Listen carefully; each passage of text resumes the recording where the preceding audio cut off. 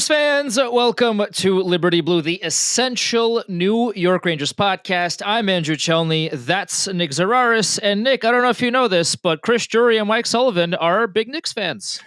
It's got to be so nice to just not even, like, that probably wasn't even a long phone call. That was, hey, I need 2 tickets for the Knicks game, and they were just in Drury's email inbox within the 5 minutes of making that phone call. It's got to be so nice to have pull like that when you have a job that has a broader network like that. It's got to be a really nice feeling to be able to get things like that. It's a lot easier to get Knick playoff tickets than it is to win playoff series, but alas, one thing at a time. So we're kind of in a dead spot as far as the Rangers themselves go. You know, they extended Parson in. That was a week and a half ago. They hired a new coach. We'll see about how they choose to fill out the coaching staff. We'll see if anything happens with Hartford, if they want to prioritize getting a coach in there or making some type of assistant GM decision as far as running Hartford. But until we get a little closer to the draft, then we'll talk about the Rangers' management of their draft pick this year versus next year and all that and a whole bunch of other stuff. But until we get closer to the draft, there's not a whole lot you can know, because this is a team that for 2 years, 3 years in a row now, we've said, well, they got to make changes this summer. They got to. They got to try and improve. They can't just keep running it back. And they kept running it back and kept running it back. And then it fell apart, entirely fell apart this year. And one of the crazy stats I was looking up. So, Andrew, if I asked you, what year do you think the Rangers had a better 5-on-5 goal differential? Do you think it was this year or last year?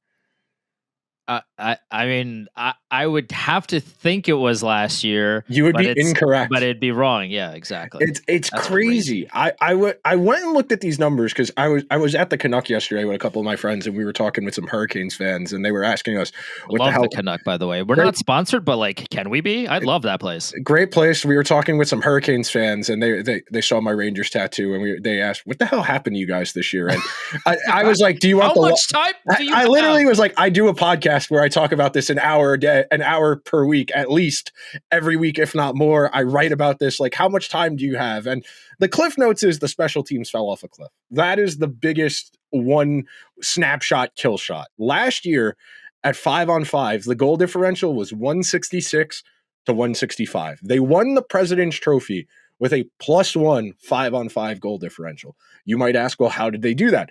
They had a +61 special teams goal differential, 112 to 61. They were as good as you could possibly be on special teams. This past year, 180 to 172 at 5-on-5. And then on special teams, 75 to 83. They were a -8 on special teams this year. That's the season.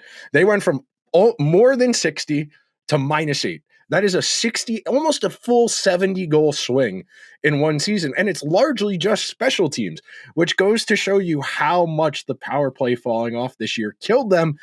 And I don't want to say the Rangers have taken their strong power play for granted over the last few years, because we've been hammering, hey, the power play is what makes this team so different and why they're capable of surviving with their bad 5-on-5 play. But like, to some degree, it kind of feels like we didn't appreciate how good the power play was. And like, I wanted to frame it in this context, because one of the things that someone had asked me yesterday was, well, how do you feel they didn't hire Tortorella? And I was like, do you remember what the power play was like when Tortorella was the coach? I really struggled to, like, if you told 14-year-old me the Rangers are going to have a top 5 power play 4 years in a row, I wouldn't have believed you. Like, we come from an era where John Tortorella in a postgame would be like, yeah, I don't play Hagelin on the power play. He sucks on the power play. All he does is skate around. He doesn't actually drive the net. And we just accepted that. Like, they would go 3 games at a time in the playoffs without scoring on the power play. They would win every game 3-2 or 2-1, and they would all be 5-on-5 goals. And we all lost years off of our lives because of that. And now we're kind of back in the same boat to some degree, where the special teams being as bad as they were this year killed them. And I don't feel like we're talking about that enough. Like, I definitely know we should be hammering this point more, especially now that I've done the research. But if your takeaway from this past year is, well, the vibes just weren't that great. Like, you know, like Messier's checklist of how to make the Rangers better, and none of it having to do with actual hockey things. Like, they got to be better. Like, before we talk about, well, they could replace this player, if they don't score on 20% of the power plays next year, it doesn't really matter, because the math is just not going to be there for them. Well, the power play this year, I don't know, like there should be a 30 for 30 on how bad that power play was. It was, you go from being one of They the had that best. stretch towards the end of the season Yeah. where they gave up more shorthanded goals Right. than they scored Right. on the power play. I mean, Over it the course was, of 3 weeks. and also like it'd be one thing if this was a totally new power play. It was the same players. Yeah. Like the exact same personnel doing absolutely nothing Like they on the traded, power. they The traded for funniest, JT Miller and they didn't even put him on the power play. the funniest thing about all of this is like the power play personnel were the exact same that were dominating for the past few years. They got nothing done, and ironically, Peter Laviolette was like, "We should change nothing." Like that's the funniest part about all this, is that like at a time where you desperately needed to change it because clearly the magic that the old power play system or the power play players or whatever had was not working. I mean, like you don't need a degree to, you know, to see that. Like you don't need to be a head coach of the NHL to see that the current power play unit that you have on the ice is not doing much of anything scoring wise. If anything, the other team is scoring more. You're actually generating scoring chances for the other team on your own power play. So like the one time where you do need to change the power play, nothing was changed and they continued to be complete, not like complete hot ass for the whole season. So like I'm very interested to see what Mike Sullivan does with this core. I And mean, you got to remember, it's May 11th, so we're, you know, what, over a month from the draft. Like Yeah. we're like we're 5 not, months from training camp. Like we yeah. got I some mean, time. we've got a long time. Yeah, sure, but it's I'd be interested in kind of the like the beginning process of, okay, what is the power play going to potentially look like? Because it damn sure isn't going to look like the way it did last season. I can tell you that right now. I'm not in that, like, I'm not in the meeting. I'm not in the coaching staff meeting. But as somebody that's not in the meeting, I can tell you right now, there's no shot the power play looks exactly the same as it did this year. And I do think it's worth talking about that this was one of the issues in Pittsburgh for the last handful of seasons until this past season that just ended. The Todd Reirden power play experience was atrocious. Like that was a power play that had 4 future Hockey Hall of Famers and Jake Gensel on it, and they stunk. They were a bottom 5 power play in the NHL with Sidney Crosby, Evgeny Malkin, Chris Letang, Erik Karlsson, and Jake Gensel. And that's not even getting into Brian Rust, Ricard Raquel, and all of the other gifted players they had to choose from. Remember the video? I think this was during an overtime where Todd Reirden like picked up the whiteboard And there was like, nothing on it. started drawing, drew nothing, and then just put the board down. Like, brother, if you don't have an idea, don't pretend to have one. Like that was such an insane video. But yeah, like that's a good summary of the Todd Reirden power play experience. It was the same thing in Washington where he was the 2 years he was there. Their power play. How do you have a power play with Ovechkin and Backstrom and John Carlson, and that stinks? Like it's crazy. And we know that David Quinn isn't joining the team, but to give David Quinn credit, he did fix the Penguins power play. Now, of course, the management of the defense, which was his other area of proficiency with the Penguins, that didn't go very well. So we know David Quinn isn't coming with him. We know John Tortorella isn't coming with him. We know the possibility of Michael Pekka and Dan Muse having roles on this staff. Joel Quenneville isn't coming here because yes, we do know that. Coaching Anaheim. That's a crazy conversation to have at some point during the summer. Like again, you can real quick.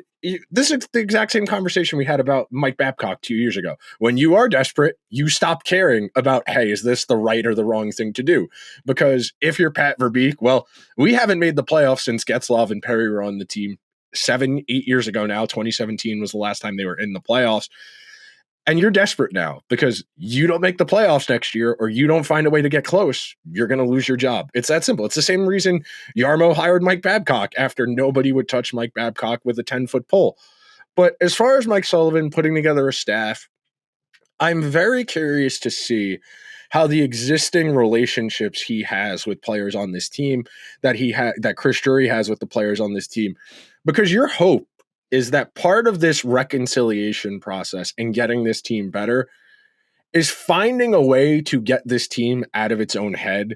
And some of that is just going to be Mike Sullivan playing the good cop to Chris Drury's bad cop and trying to coax better performances and better attitudes out of the guys on this team.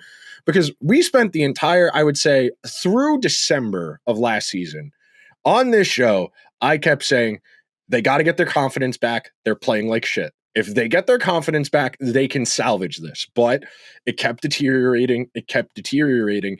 And, you know, the quote you heard on breakup day, and Mika Zibanejad is still being clowned for saying, I would like to know what's going on, which, like, at some level, yeah, but at the same time, like, you're not the GM. The GM gets to pick who's on the team. You need to accept some responsibility for your role in the organization. I do think, you know, there's a room for dialogue. You and I are definitely not the biggest fans of the way the Rangers have handled quite a few players over the years as far as communication. I still think, I forget who wrote the article, but a number of years ago when Buchnevich was first on the team, he was talking about how Vigneault just wouldn't tell him if he was playing or not until they came back from warmups, and he saw his number on the dry erase board, and that's how he would find out if he was playing or not. And like, that still happens, which is very clearly an organizational thing. So if you are Mike Sullivan, you are putting together the most fragile, broken house you could possibly be trying to put back together right now.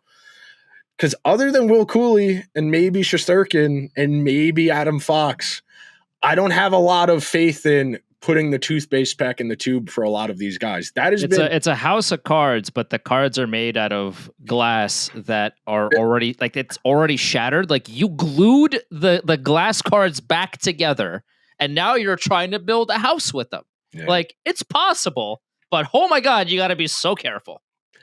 It's a real challenge, and it's one of the real difficult components to this. And I do think it's been an issue for the Rangers over the last handful of seasons. You give Laviolette credit for last year for kind of piecing it back together after the way things ended in that Devil series, and the unanimous praise Laviolette got from the guys on the team as far as bringing them together, you know, the family dinners, the family skates, that type of thing, to kind of bring everyone together, you know, leaning on Blake Wheeler as a veteran influence to be like a player coach type deal.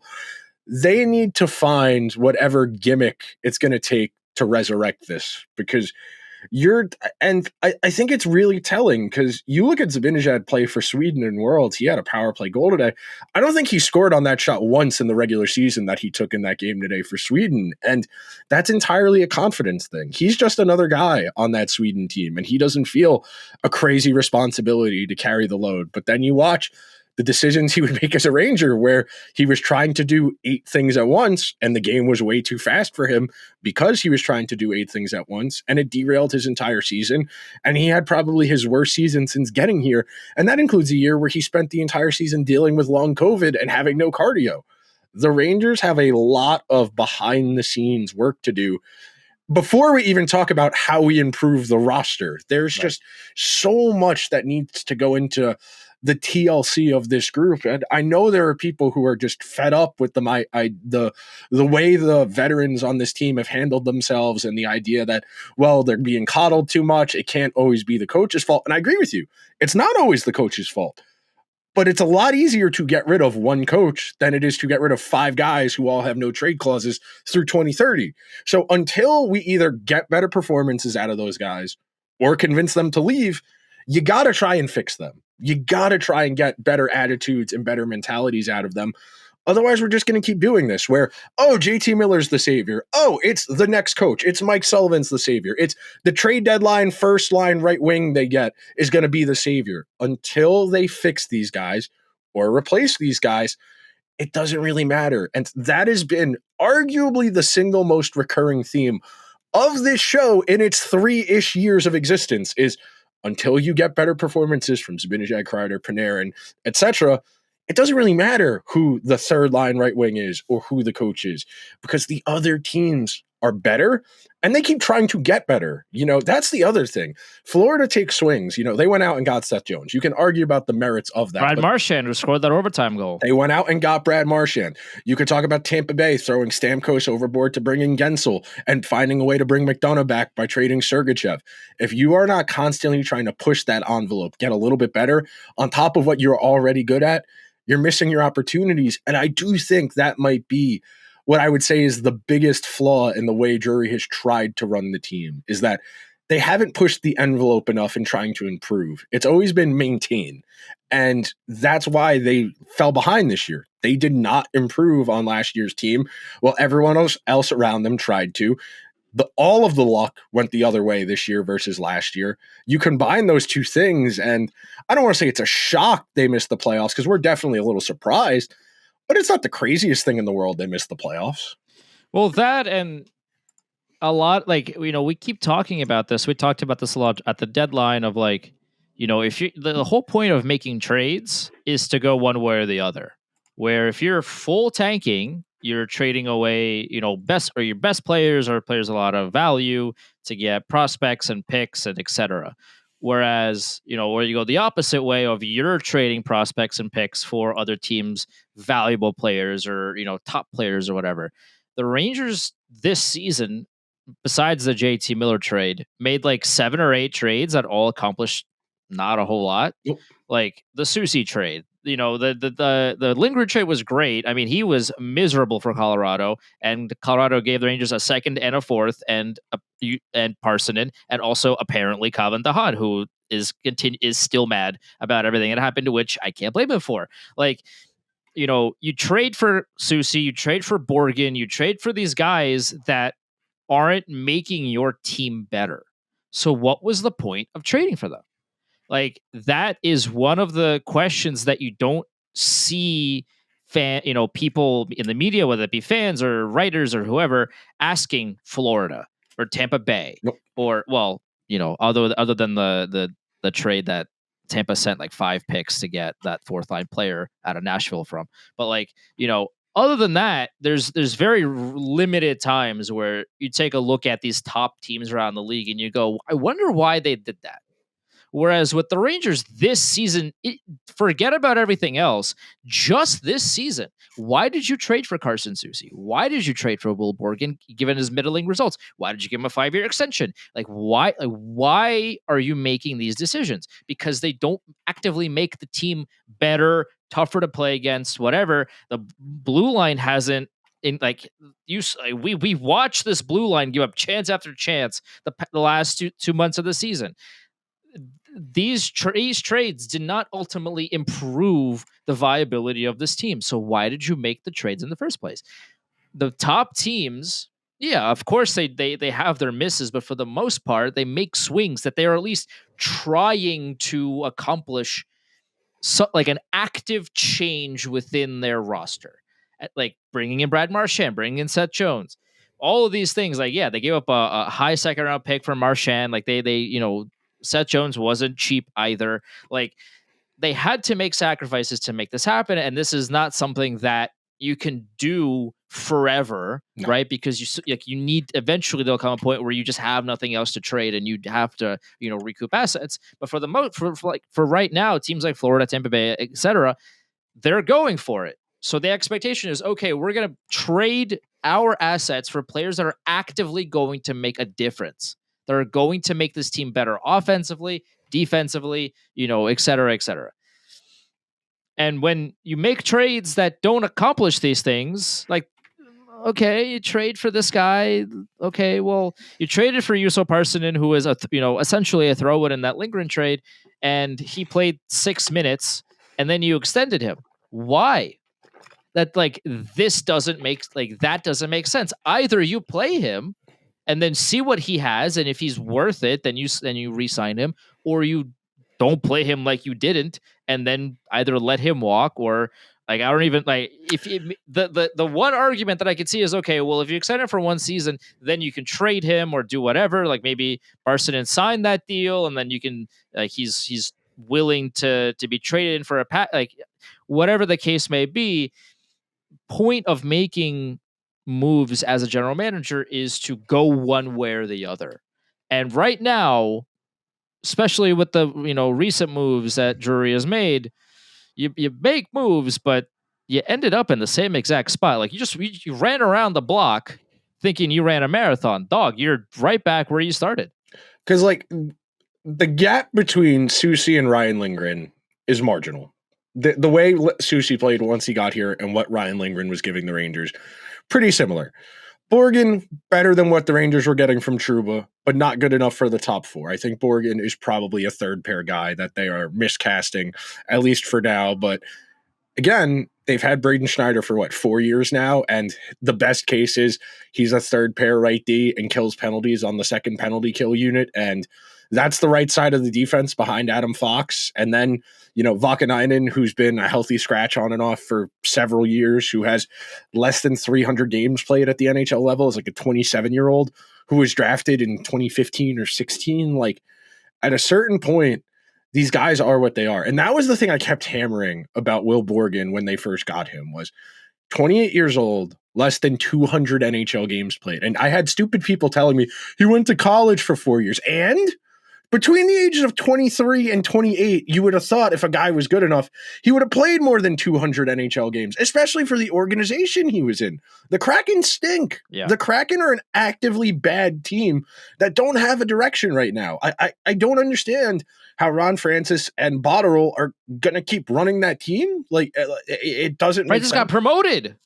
Yeah, he got promoted. And if Will Borgen is not good enough for the Seattle Kraken, he's damn sure not good enough for you. If Vakanainen wasn't good enough for the Ducks, he's surely not good enough for you. Until you start looking at things through that lens, you're going to be missing the boat. And the other point I want to make, because I do think there is something to looking for underutilized guys in other places that you think you see something in. You think about how well Vegas does this, where between Victor Olofsson and Pavel Dorofeev, they found 45 goals out of two guys who were fringe NHLers. If you have a good tracker, look what they did with Brett Howden. When Brett Howden was a Ranger, he was objectively the worst forward in the entire NHL because they threw a 19-year-old who couldn't skate into the NHL and expected him to just figure it out by osmosis because he wasn't getting coaching, he wasn't getting good line mates, and he was atrocious. He was objectively a first percentile player in the entire sport. One of, if not the single worst players in the entire NHL for 3 years. And he had a year in there where he shot like 15% and had like 15 goals. And he was still an atrocious hockey player. And Vegas gave the Rangers, I think, a 3rd round pick or a 4th round pick for him and said, okay, we're going to get your skating better and everything else we can figure out. We're going to make you a passable skater. And now he occasionally plays in their top 6. He's not great in the top 6, but he can moonlight up there. He has enough tools-wise to play in a team's top 6. If you're going to tell me the Rangers, who the only player that comes to mind in terms of the reclamation project idea that they really extracted excess value from, the only one that really comes to mind, Gustafsson, who was only here for a year, and I'd give you Jonathan Quick, even though this past year he wasn't as good as he was the year before. That's it. You got 2 guys to show for as far as we're going to take an upside gamble on someone who's in an underutilized role as well. That's a previous regime though. That's not Chris Drury. Sure. But yeah, Ryan Strome's a good example. That's why we were asking for, hey, you should look at Dylan Strome. He got non-tendered as an RFA. He's going to ask for $1.5 million to stay in the NHL, and he's got good underlines on the Blackhawks, who were an awful team, and Washington. And I don't think it's a coincidence that Washington hired the cap-friendly guys and immediately went to, I wouldn't say the bargain bin, but the reacclimation process bin, bringing in a Logan Thompson, looking at someone like Matt Roy to fill out their defense. Those are the types of moves you need. Look at the way Florida has built their team. Last year with OEL and with Mikkola, this year, Nate Schmidt comes to mind as far as that reclamation project idea. You have to be able to do that. But the Rangers haven't done that. They identify guys who have traits. I agree wholeheartedly. Like, if you just look at Will Borgen's physical traits, there is something there. He's an above average skater. He's big, but he doesn't use it well. He doesn't play big. And that's the same complaining you get about K'Andre Miller, that he's so big. How come he doesn't hit people more? How come he's not more physical? And nobody says that about Borgen because he blocks shots. So he's tough, which, again, we're looking at different things. And that's why there's all of this, I wouldn't say miscommunication or just disalignment, but the Rangers identify traits they like. They don't understand how to apply these traits. And then when it doesn't work, they just throw their hands up. You think about the way they've handled Kakko, Lafreniere, Hedl to some extent before he really broke through 3 years ago. Even Braden Schneider, who they traded Nils Lundqvist with the idea that Braden Schneider he's getting this job because we say he is. And he hasn't gotten better in 4 years. He's basically still the same guy. He's just a little bit bigger. He's a little bit faster. They have yet to really of anyone on this team right now, other than Will Cooley, would you say anyone has gotten actively better in their time as a Ranger? If you want to say Adam Fox, I give you that, sure. If you want to say Shesterkin, sure. But like, has Zibanejad gotten that much better over the course of the last few years? Nah. You could say he probably peaked 2 years ago. The Rangers got a ton of excess value from him at the beginning when he wasn't getting paid a lot. He wasn't on a great Ottawa team. He came here, third line center, remember, playing behind Stepan and playing behind, why am I drawing a blank on who the other center was in 2017? Derek Stepan. Yeah, Stepan, Zibanejad, and Kevin Hayes. That's Kevin Hayes. That was the third center I couldn't think of. Right. And JT Miller was on that team as well. Even though not a center all of the time. But you had three, and you eased him in. And then you got a ton of excess value out of Zibanejad when the team was awful. But now he's on a bloated contract. He's older, and you can't get rid of him. You got to start finding ways to get more out of guys. And that's a recurring theme. They bring guys in. They don't understand why they were good in other places. And then they just throw their hands up. It is the most frustrating thing because you can identify the talent, but you don't know how to use it. Yeah, I mean, at the end of the day, it's really difficult to, like, you have guys like Zibanejad and, you know, JT Miller now, who's he's not even the pro. Like, he's done well given gestures wildly, but like when you have players like that who aren't like, there's no pressure for them in the grand scheme of their next paycheck. With players such as Zibanejad, there are other examples within the NHL, but you know, this is a Rangers show, so we're sticking to the Rangers right now. Like, he is set for the next 5 years. Now, am I saying that he doesn't care? Like, that's obviously not what I'm saying. Obviously, he cares. Like, it's clear that you know, you don't make it to this point in any sport as a pro athlete by not caring. Like, I'm throwing that argument out the window. Yes, Zibanejad it cares. Like, that's any other answer is silly and doesn't. You're not in reality at that point. Like, he obviously truly cares about doing well, and he wants to do his best. And that's part of why he's been struggling is because he knows he needs to be better, and he can't. Like, yeah, he understands like, he feels the mountain of pressure on him at all times, and it only gets worse with every game that he doesn't do well in. At the start of the season, it was big because, you know, you make it to the conference finals and you lose. And then, okay, you have that great start, and then you start losing a little bit, and then the mountain gets heavier, right? Like, the mountain's growing on his back, and then it all free falls, and then at a certain point, the mountain begins to crush you.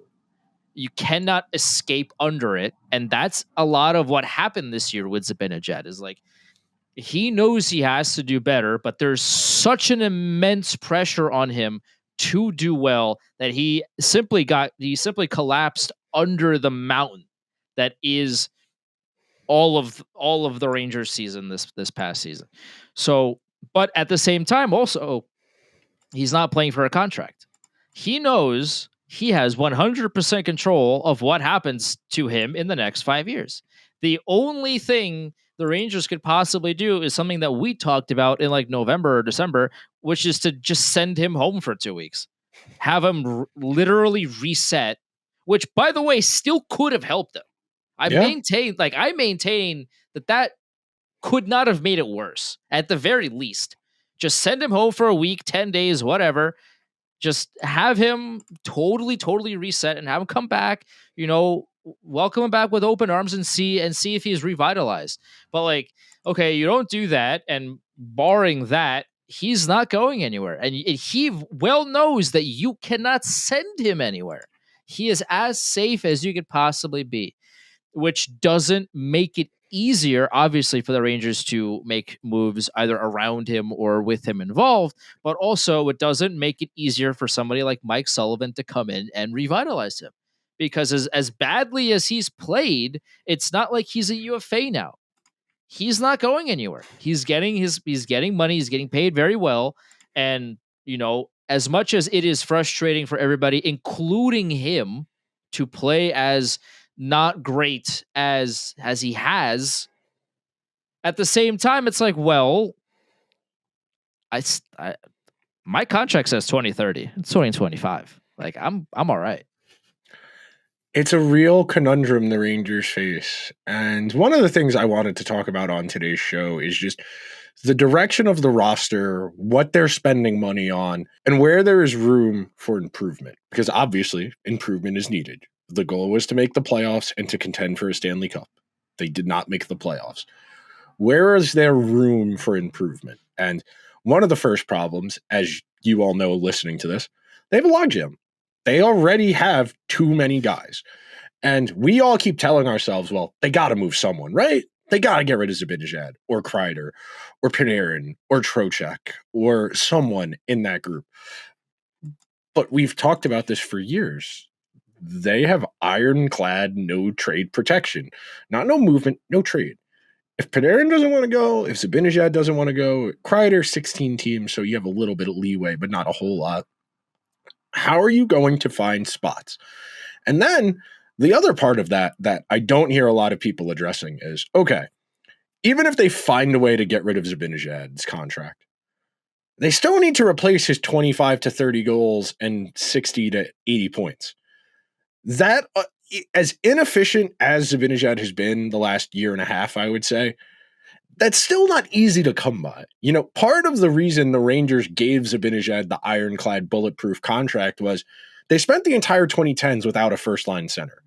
As good as Derek Stepan was, as good as Derek Brassard was at points, neither of those guys were first-line Stanley Cup champion caliber centers. It was one of the fatal flaws of the Ranger teams of the 2010s. They did not have a bona fide first-line center capable of driving play. And look, Stepan, great player, one of the better Rangers of the 2010s. Not a Kopitar, not a Bergeron, not a Taves, not a Crosby, not a Malkin. We don't even have to look that far. Like, look at what Mikko Rantanen is doing for the Dallas right now. Yeah. Like, besides, he literally just scored as you said that. Oh, there you go. Like, but prior to today, he either scored or assisted on Dallas's like 14 goals in a row. Like, Zibanejad is never going to do that. Like, and the Rangers don't have a forward that can do that. Panarin's, can be incredible, and he has went on absolute heaters of stretches. He's not going to say, screw it, I'm going to do it myself, and then just score a hat trick in the same period. That's not going, like, Panarin. That's not Panarin's game. And that's not granted. There's like 3 players in the world that can do that. Sure, like it's a lot easier said than done. I'm not here to argue that, but like that's what it takes to be a real Stanley Cup contending team. You need a difference maker. You need somebody that looks up at the clock and says, okay, I'm down 2-0 to the Colorado Avalanche, my old team, in a game 7 in the third period. I'm going to win this game. And then he did by himself. Like, that was one of the best moments out of a player I've ever seen. And Kreider did that, to his credit, against Carolina in game 6. But like, Rantanen did that, and then in the very next game, did that again. Like, that's insane. He scored 6 goals in 2 periods. Well, my man's everything he shoots is going in the net. Like, he has the ability to break a game whenever he wants. And for the Rangers, obviously, again, not that easy to find and not that easy to figure out, but ideally, you need somebody like that on your team if you want to win a Stanley Cup. Like, you see every single season with a Stanley Cup champion, there's been that kind of difference maker on that roster. At least one, if not more than one. Right. That's the other part of this too and real quick, it is not like a flaw of Mika Zibanejad that he's not one of those guys. Like, there's maybe 10 in the whole league that are on that tier of player. And there's a reason only a handful of teams keep winning and seriously competing for the Stanley Cup, is because they retain those super elite high-end players. You think about it. Even if you just want to talk about Conn Smythe winners, let alone, the best player on all of these teams, other than Ryan O'Reilly, who has had a really good NHL career, we're talking about some of the best players to ever play at the NHL level. Some are outliers, Jonathan Marchessault, undrafted free agent, expansion draft. That's an extreme outlier, but that's someone who has a 40-goal season next to his name in Marchessault, who won the Conn Smythe with Vegas. You talk about Sasha Barkov. Nashville legend, Jonathan Marchessault. Ryan O'Reilly, too. You talk about a Sasha Barkov, who was a top 5 pick, who won a Conn Smythe. Victor Hedman was a top 5 pick. Vasilevsky, I think, was 18 or 19 for Tampa Bay. But we are talking about the highest of high-end players. And Panarin is close to that, but he hasn't won a Hart. Kucherov has one. He might win a second one this year. You talk about Sidney Crosby, who's got a handful. Ovechkin has 3 Harts. And that's the threshold we're talking about here. And it's not that Panarin isn't good. It's that we are talking about winning a championship, the hardest championship to win in all of sports. It is an impossibly high threshold. And that's kind of the problem. As much as we like these guys, as much as you want them to succeed, you drop Zibanejad across from Mikko Rantanen, and we know how that's going. I mean, we saw what Nico Hischier did to him. And Hischier's a great defensive player, don't get me wrong. Nico Hischier's not on that level. Nico Hischier's not a top 15. We don't even have to go there. Watch what McDavid did to Jack Eichel. Yeah. Jack Eichel is one of the best players in the sport, and McDavid made him look like he'd never played hockey before. Because he's so off balance. Because Connor McDavid is one of, if not the biggest difference maker in the entire planet. Like, Jack Eichel is an elite skater, clearly one of the best centers in the league, and he looked silly because Connor McDavid made him look silly. The Rangers don't have anybody close to that. Nope. You want something? To either guys, by the way, mind you, to either Eichel or McDavid. And I'm getting to the big point I wanted to make, and this is something that's been a big point of conversation as far as the Jets go in their playoff run. We know, point of fact, a forward is more impactful than a defenseman is more impactful than a goalie. It goes in a direct correlation that no matter how great you are at defense or goaltending, the Nathan McKinnon or Connor McDavid will always be more valuable than the best defenseman or the best goalie.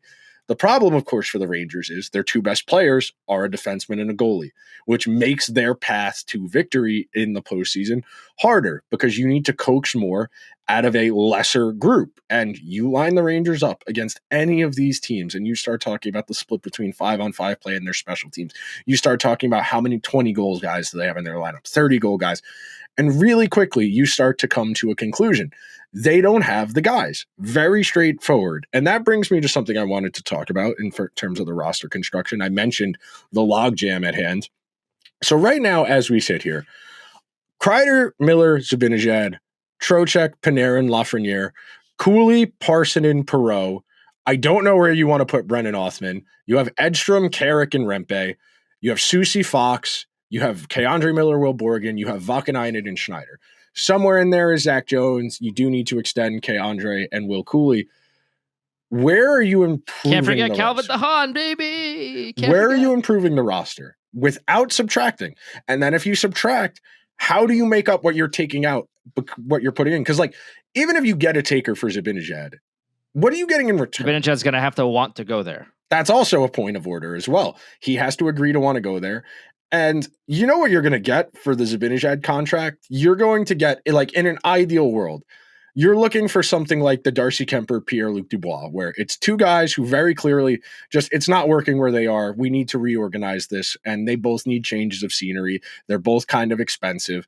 So you're going to gamble that you can get more out of a player who hasn't played well, because no one is giving you anything great for Zibanejad. I really struggle to imagine anyone giving you anything particularly valuable.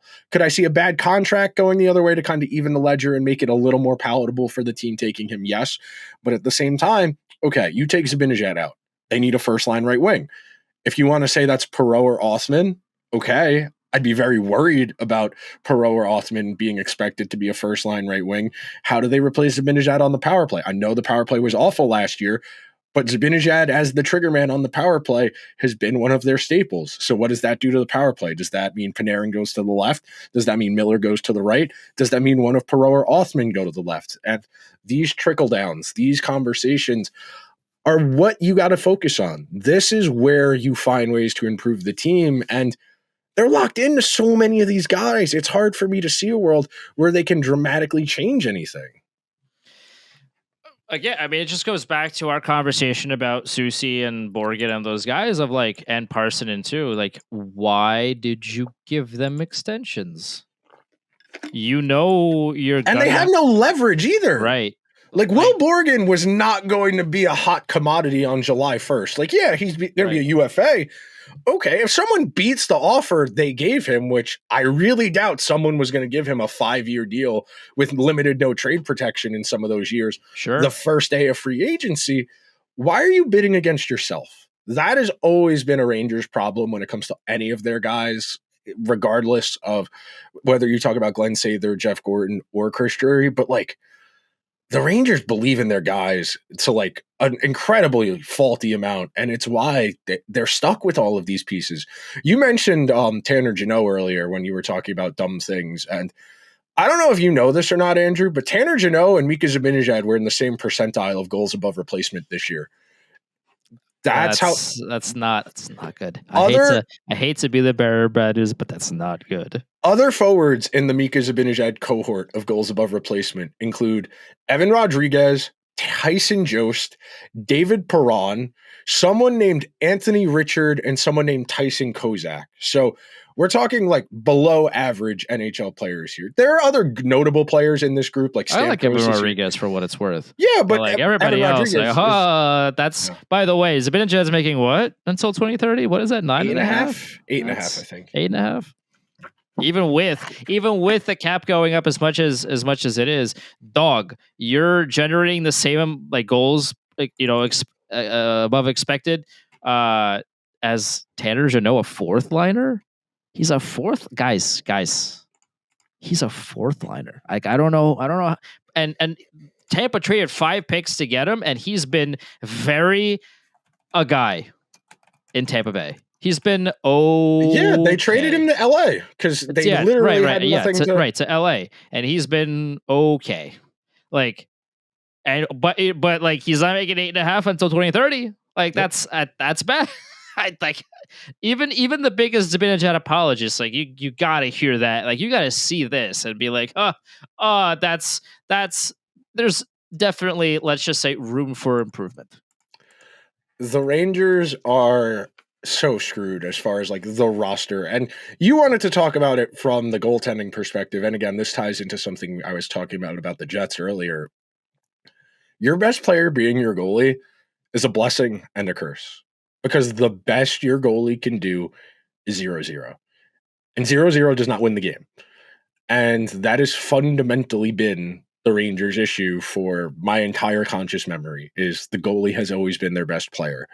And as good as Shesterkin is, as good as Henrik Lundqvist was, you eventually reach a tipping point where even the best goalie gets overrun. You know, Jake Ottinger has a bad night every now and then. Connor Hellebuck has had quite a few bad nights in these playoffs. And you have to start reconciling the fact that, well, they spent all of this money on Shesterkin because they know if they didn't, they would need to reorganize the whole team. And if you go back and listen to the episodes from November, Andrew and I agree. It's a lot of money to pay a goalie. If you don't want to pay that much for a goalie, you need to tell me how you are going to make the Rangers a competitive team. Because the Rangers without Igor Shesterkin are not a competitive hockey team. But they're not. You look at this defense, you look at these special teams. If you drop a league average goalie on this team, they lose probably 5 or 10 more games, if not more than that. Yep. And you start to realize just how, I don't want to say it's all interconnected, obviously, because it's a team sport. But okay, you take that $11.5 million because it's too much for a goalie. But goalies don't impact the game enough to be worth that much. You know, you want to do the positional value argument. So you need a replacement level goalie, at least replacement level. You're going to buy 2 more forwards and a replacement level goalie with $11 million, $12 million. Okay. A league average middle sixer, you want to say $6 million, $5 million, someone in that Matt Duchene range who's good, but, you know, flaws in their game. You get 2 Matt Duchenes and Darcy Kemper. Is that going to help the Rangers beat the Panthers or the Lightning or the Leafs or the Canes?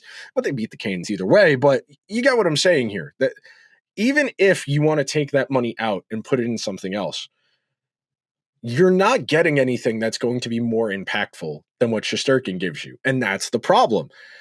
There aren't enough quality players out there to change the course of the game. And we were talking about this before, there's 10 guys, 15 guys in the whole league that are good enough to outplay their environment, to outplay their circumstances, to materially take over the game and say, we're winning this game or I'm going to die trying.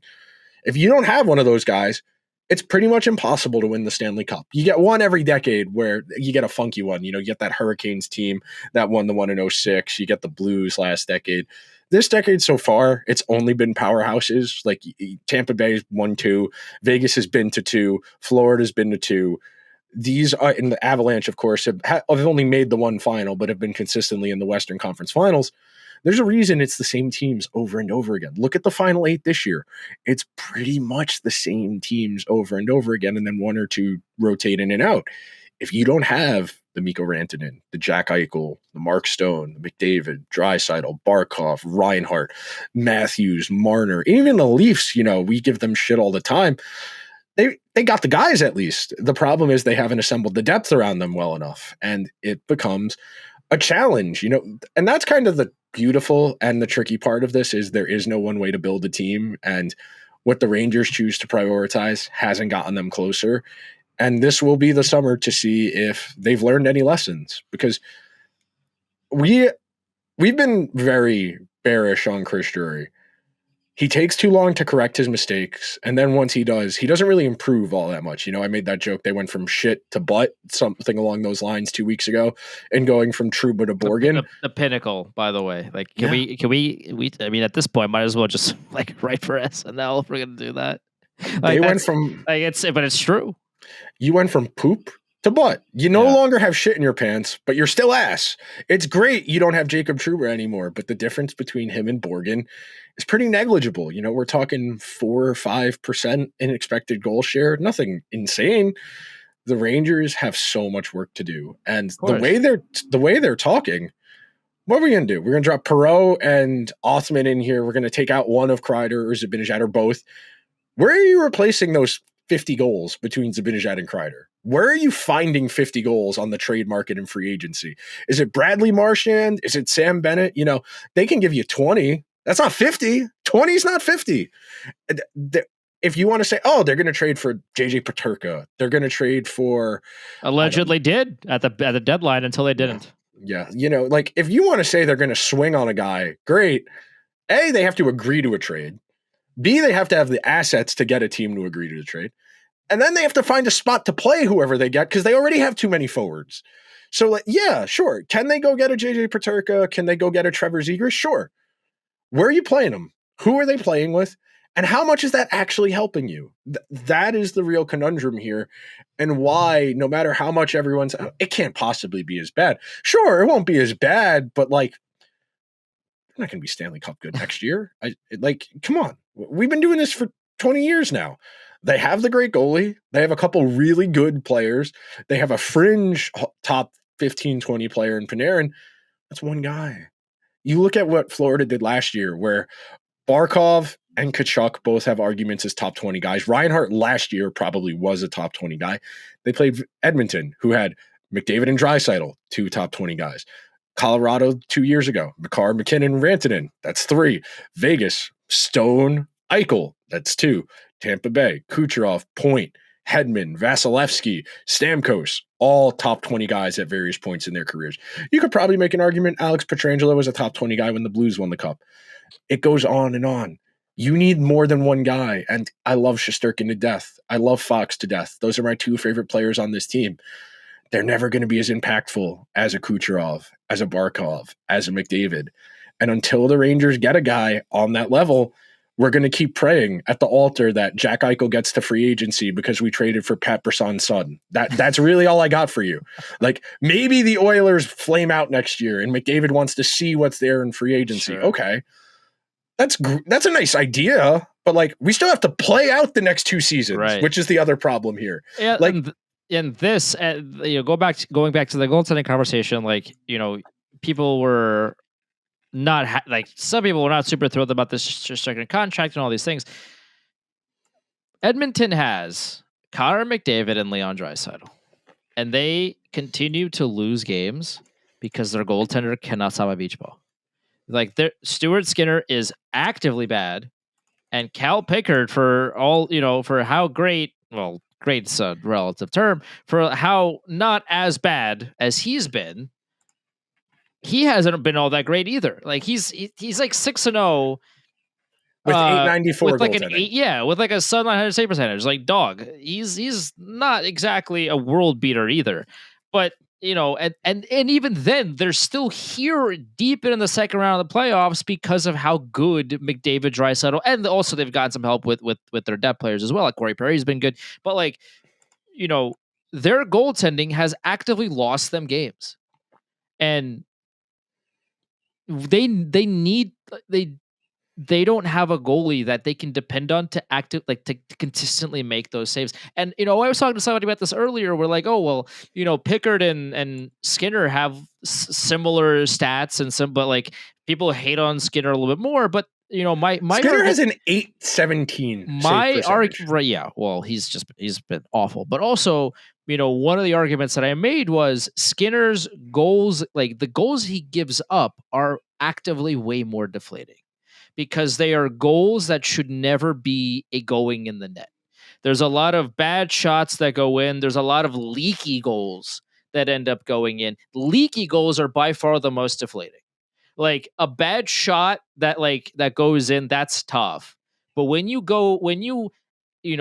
almost every game, there's a puck that squeaks through your armpit and goes in the net.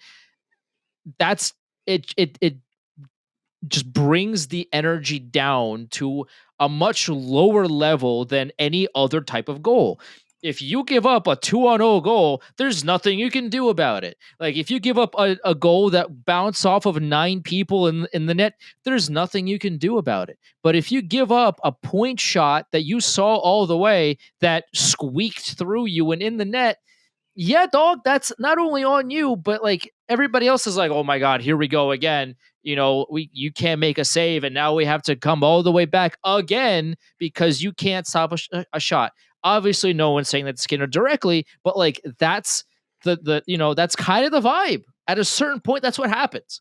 It's human nature. It's like, oh my God, this is the 48th goal that this man has given up through his armpit or like through his legs or whatever, that just he hasn't been able to control properly. And obviously this is a hypothetical. This is not something that's ever going to happen given this more than anything, the contract situation. But like, you drop Shesterkin on the Oilers right now, they are sleepwalking to the Cup final. Sleepwalking. Like that's not if anyone's that's not even hyperbole. Yeah, like the Oilers are dominating their games at 5-on-5. Yeah, and their power play hasn't even been that good. And easily. The point is that if you're a Rangers fan, do not take Shesterkin for granted, because yes, he's not going to score goals, but he is going to bail this team out to be in a position to win games. You pay this man as every penny he's worth, and then some. Because otherwise, you could be like Edmonton, where you have 2 of the greatest forwards on the planet, and it almost doesn't even matter because they don't have a goaltender that can stop a beach ball. Like it's so bad in Edmonton, and the discourse. I know a lot of Oilers fans, and you do Locked On as well, and like you're around a lot of Oilers fans, and I'm sure the discourse that you're around it as well. Like the goaltending has been bad since what, Grant Fuhrer? Like since Hobby Bulin? I don't even like it's been bad since like 06. Since Rolly the goalie, since Dwayne Rollison. Like the Oilers got to Game 7 of the Stanley Cup Final and were 1 goal away from winning the whole thing with 901 goaltending. Right. 901 goaltending. If you drop in a goalie with a 910, they win the Stanley Cup. You win the Stanley Cup. Right. Exactly. And 910 is supposed to be league average, is 910. It's going down year by year. That is definitely something statistically. It's probably closer to like 904, 905 now. But like when we were 10 years ago, it was 910. But the shooters have gotten better. Teams are more selective on offense. They're better at converting on power plays. You think about what the Rangers with 901 goaltending would look like. And even if you just wanted to do the basic arithmetic. I'd rather not think about that. Thank you. if you want to do the basic arithmetic, the Rangers gave up, where is it? I was looking right at it. The Rangers gave up how many shots on goal? Where is shots on goal? Where is shot? This is riveting radio. This is like peak Mike Francesa just looking at box scores, reading off Jason Giambi lines in 2003. So shots against. Okay, so the Rangers conceded 2,400 shots on goal this year, 2,451. You multiply that by 0.901, so 0.091, and that gives you 091, yes. That gives you 223 goals against. In the regular season this year, the Rangers conceded 255 goals against, and that was with 896 overall goaltending. So you're talking about like a 20-goal swing of 20 more goals against than you gave up already on a team that wasn't good at 5 on. They weren't terrible at 5-on-5, but they weren't good. And then the special teams where you had a 60-goal swing year over year. It is really hard to get mad at Shesterkin. It is really hard for me to get mad at Adam Fox. And I think that's what's befuddled me the most coming out of the season is that you go in the replies of tweets, you go in the comment sections under news articles and features and columns, and it's people telling Adam Fox to stay out of the refrigerator and learn how to skate. It's people saying Shesterkin is overpaid, even though he wasn't on the new contract last year, which is a point people seem to be escaping them as well. Like they do it on purpose. People don't care. People don't care, obviously, but like if your takeaway from last season was the Rangers' 2 best players were bad and that's why the team was bad, I can't help you. I fundamentally cannot help you because you do not understand why the Rangers were bad last year. They were bad last year because their power play went from a top 5 in the league to 28th. They had a 60-goal special team swing year over year. They were better at 5-on-5 goal differential wise this year than last year. And their special teams were so bad, particularly the power play. The kill wasn't terrible. It was slightly. It was good for average. the most part, and then slightly above average. In the past month, it disappeared completely. Yeah, I mean, it fell off. Not even a cliff. It went into the abyss.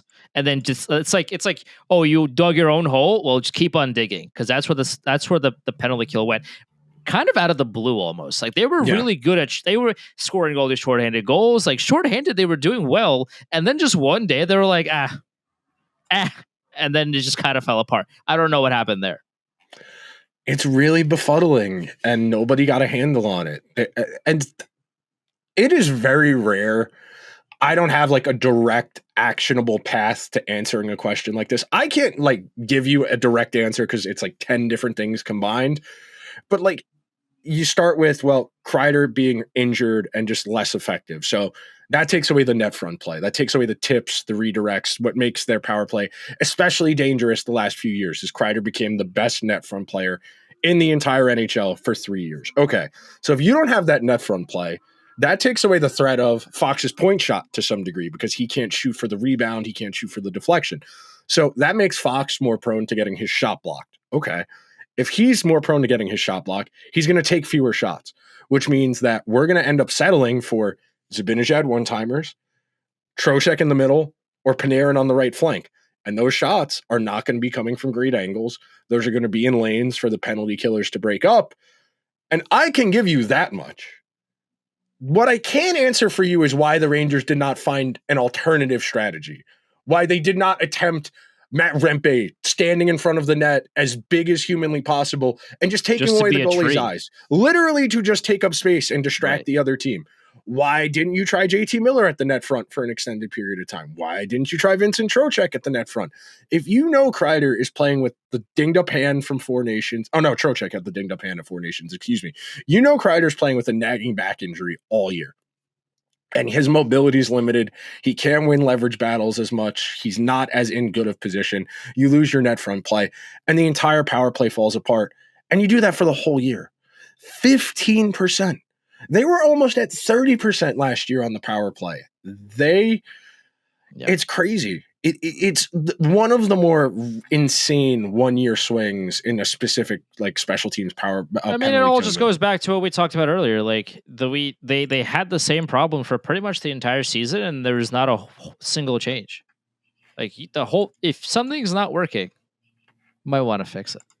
If something, if the experiment that you're trying to create here isn't giving you the result you want, may I suggest not running the same experiment another 81 times and seeing if it changes. If you want a different result, you gotta if you want a different answer to your math problem, you gotta change some things within the problem to get a different answer. It's really going to be a fascinating summer, and there's so much to figure out. We didn't even talk about the draft pick, so we'll do that and we'll end the show. So we'll get on there because we're already at an hour, and I don't want to run too long. So they have a choice to make. Do they want to give the Penguins this year's first round pick, which is 12th overall, or next year's, which is unprotected? Logic and probability would tell you the Rangers, more likely than not, will make the playoffs next year. Most likely. They will enter the season expected to make the playoffs. Their gambling odds will reflect they are expected to make the playoffs. Stanley Cup contender, I don't think so, but playoff team, sure. Do you roll the risk of handing the Pittsburgh Penguins Gavin McKenna? Because if you finish 12th or 11th in the league, which we're talking about like a 20-goal swing year over year. So if they stay about where they are in terms of goals for and against, they finish 11th or 12th, you run the risk of handing a division rival an unprotected top 5 pick. Your assumption is the Rangers will make the playoffs. So that pick will be 15, 16, 17, 18, 19, whatever. I think the Rangers understand, or at least Chris Drury understands, his ass is against the fire. He needs to make the playoffs next year. And if they don't, he's probably getting fired anyway.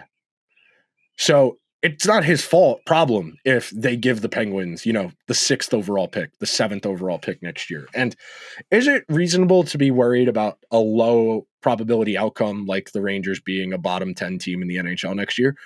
I don't think it's paranoid. I think it's something you need to calculate. It's something you need to figure out. But okay, if you're going to keep 12th overall this year, what are you doing with that? Trade it. Are you making this election? I think you have to. You have to trade it. You have to. There's kind of no other direction to go to. You have to trade this pick because the Rangers, first of all, don't have the greatest, history of prospect development. And on top of that, what do you like? This player that you draft is probably not going to be ready for a couple of years anyway. So, and you don't have time. You don't have any, but like you need every asset you can possibly get to better this team as quickly as you possibly can. Whether that be packaging Susie with with a B prospect and getting a defenseman that can actually play defense, trying to actually find tangible ways of improving this team. The 12th overall pick is not going to make your team better today. And like you said, Chris Drury's job is on the line, so he's going to be aggressive here. It would almost shock me more if the Rangers kept the pick and actually drafted somebody. Like it would, because it wouldn't make any sense given the timeline. The Rangers have to make the playoffs next season. Have to. No ifs, ands, or buts about it. This is everybody's final chance at this. Like the reports are out there. Like, yeah, Chris Drury got the extension, but if they don't make the playoffs again, he will get fired. Like Dolan will eat that money. That is out there. That has been reported. So Drury very well knows that this is his one shot to get back there. If I would think the Rangers have to keep this pick, give Pittsburgh the unprotected first round pick next season, and then use that pick as leverage to get a player that actually makes a difference. Because top 12 is still, that pick has some value. Okay, sure. Well, now go use that pick and then maybe, again, I'm just spitballing here, but you want to trade Kreider? Okay, package Kreider and a 12th round pick. Okay, well that now you can actually get a pretty solid top 6 winger for that price. There will be teams lining up to talk to you for that deal. There's a bunch of different avenues that you can use that number 12 pick to make your team better, and it would shock me to my core if the Rangers did not keep this pick followed by a trade. That will do it for this week's Liberty Blue. Should anything crazy happen, we will do our best to get an episode or at least an instant reaction out to you guys. If you could be so kind, please subscribe to the show wherever you get your podcasts or over on YouTube. Leave us a comment. Let us know what you're thinking about. Give us direction during this directionless, rudderless period in the season. Give us an idea. What do you want to know about? What can we do to better help you make your listening experience better? We'll talk to you guys next week. Until then, later.